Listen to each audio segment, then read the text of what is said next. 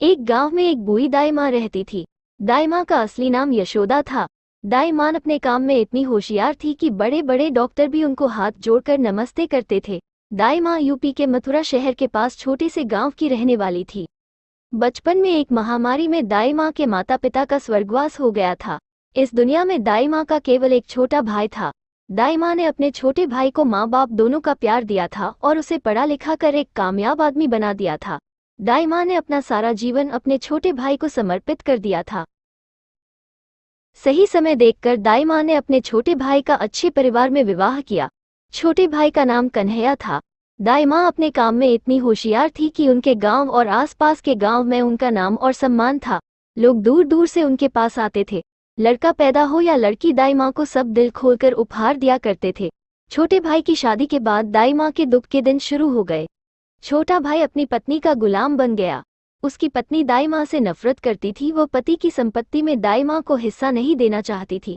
दाई माँ कृष्ण भगवान की सच्ची भक्त थी, इसलिए वो जन्माष्टमी से एक दिन पहले मथुरा के कृष्ण मंदिर में जाती थी और जन्माष्टमी के दूसरे दिन घर आती थी। इसी बात का फायदा उठाकर दाई माँ का छोटा भाई अपनी पत्नी के कहने से गांव की सारी संपत्ति, बड़ा मकान बेचकर पत्नी के साथ शहर भाग जाता है। गांव वाले दादी माँ का सम्मान करते थे, इसलिए पूरा गांव मिलकर दाई माँ को एक छोटा सा मकान बनाकर रहने के लिए दे देते हैं। किसी ना किसी के घर से दाई माँ के लिए खाना तो आ ही जाता था। दाई माँ बूढ़ी होने लगी थी, इस वजह से बीमार रहती थी। दाई माँ के जीवन में अकेलापन था। एक गिलास पानी पीने तक के लिए दाई माँ को दूसरे के सहारे की जरूरत पड़ने लगी थी। सर्दी की रात दाई माँ का कोई दरवाजा खटखटाता है। दाई माँ जैसे ही दरवाजा खोलती है, एक आदमी उसके पैरों में गिर जाता है। बोलता, दाई माँ मेरे साथ चलो, मेरी पत्नी को बच्चा होने वाला है। आसपास कोई डॉक्टर नहीं मिल रहा। मुझे पता है आप बहुत होशियार हो, आप मेरी पत्नी की जान बचा सकती हो। दाई माँ बीमार थी, फिर भी उस पर तरस खाकर उसके साथ चल देती है। उस आदमी की पत्नी दाई माँ की सहायता से एक बहुत सुंदर सी लड़की को जन्म देती है। वह आदमी खुश होकर दाई माँ को बहुत सा उपहार देता है और पैसे देता है और बोलता है, दाई माँ आज की रात में आपकी दावत करूंगा और सुबह जल्दी आपके गाँव छोड़ दूंगा। उसी रात उस आदमी के आंगन के कोने में एक कुत्तिया सुंदर बच्चों को जन्म देती है। उन बच्चों में एक बच्चा बहुत सुंदर था, बिल्कुल काले रंग का। दाई माँ को कुत्ते का बच्चा पसंद आ जाता है और उस आदमी से बोलकर उस कुत्ते के बच्चे को पालने के लिए अपने घर ले आती है। तो उस कुत्ते के बच्चे का नाम भीम रखती है। देखते देखते भीम कुत्ता बड़ा हो जाता है। पूरे गांव और आसपास के इलाके में भीम कुत्ते जैसा मजबूत हट्टा कट्टा कुत्ता नहीं था।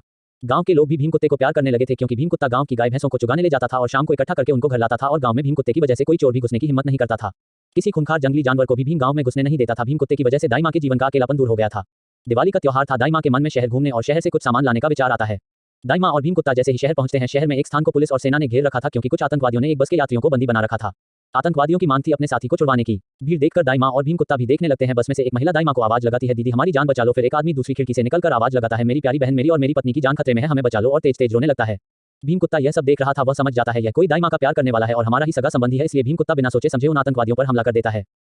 भीम कुत्ता चतुर, निडर और ताकतवर था। वह उस आतंकवादी पर हमला करता है जिसने ड्राइवर को बंदी बना रखा था। फिर दूसरे आतंकवादियों को धराशायी कर देता है। दो आतंकवादियों को मौका देखकर पुलिस और सेना पकड़ लेती है और सारे आतंकवादी पकड़े जाते हैं। बस को मुक्त करा लेते हैं। बस के अंदर जो औरत और आदमी थे वह दाई माँ का छोटा भाई और उसकी पत्नी थी। छोटा भाई और उसकी पत्नी दाई माँ के पैर पकड़ लेते हैं और माफी मांगते हैं।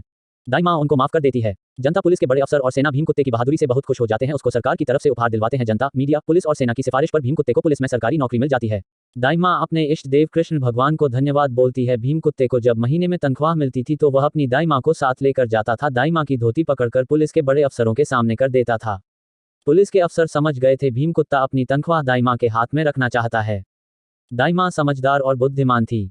भीम कुत्ते की तनख्वाह से पैसा बचाकर वह पहले एक गाय खरीदती है, फिर दूसरी। धीरे धीरे उनके पास बहुत सी गाय हो जाती है।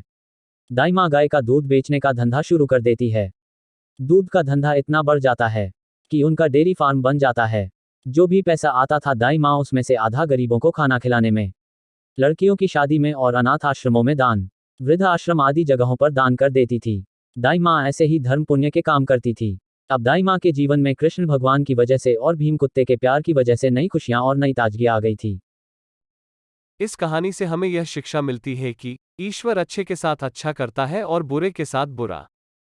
ऐसे ही मजेदार वो हास्य कहानियां देखने के लिए हमारे चैनल ज्ञानी फैक्ट जीके को सब्सक्राइब करें।